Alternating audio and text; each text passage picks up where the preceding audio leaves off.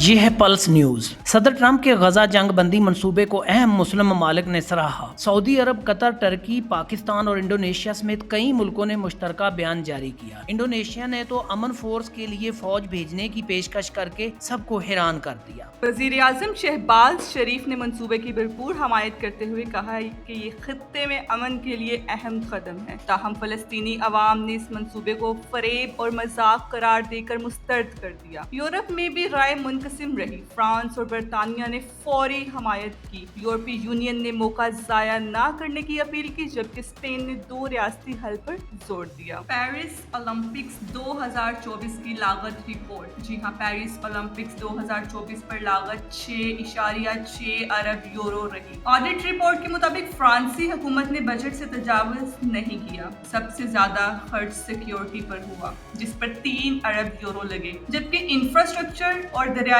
سین کو تیراکی کے قابل بنانے پر 3.6 ارب یورو خرچ ہوئے۔ رپورٹ میں گیمز کو بڑی کامیابی قرار دیا گیا، لیکن سیکیورٹی بجٹنگ پر سوالات بھی اٹھائے گئے۔ صدر ٹرمپ نے غیر ملکی فلموں پر 100% ٹیرف عائد کرنے کا اعلان کر دیا ہے۔ ماہرین کے مطابق اس فیصلے سے ہالی ووڈ کا عالمی بزنس ماڈل لرز جائے گا۔ بین الاقوامی شوٹنگ، کو پروڈکشن اور ویژول ایفیکٹس انڈسٹری پر براہ راست اثر پڑے گا۔ اسٹوڈیوز کا کہنا ہے کہ اضافی لاگت کا بوجھ صارفین پر ڈال دیا جائے گا۔ قانونی ماہرین نے سوال اٹھایا ہے کہ ٹرمپ کے پاس یہ اختیار کہاں سے آیا۔ 2023 میں امریکی فلم انڈسٹری کی ایکسپورٹ 22.6 ارب ڈالر رہی تھی، جو اب خطرے میں ہے۔ فلم یونینز ٹرمپ سے مقامی صنعت کے لیے ٹیکس مراعات دینے کا مطالبہ کر رہے ہیں۔ یہ تھی پلس نیوز کی خبریں۔ مزید خبروں کی اپڈیٹ کے لیے ہمارے ساتھ جڑے رہیے۔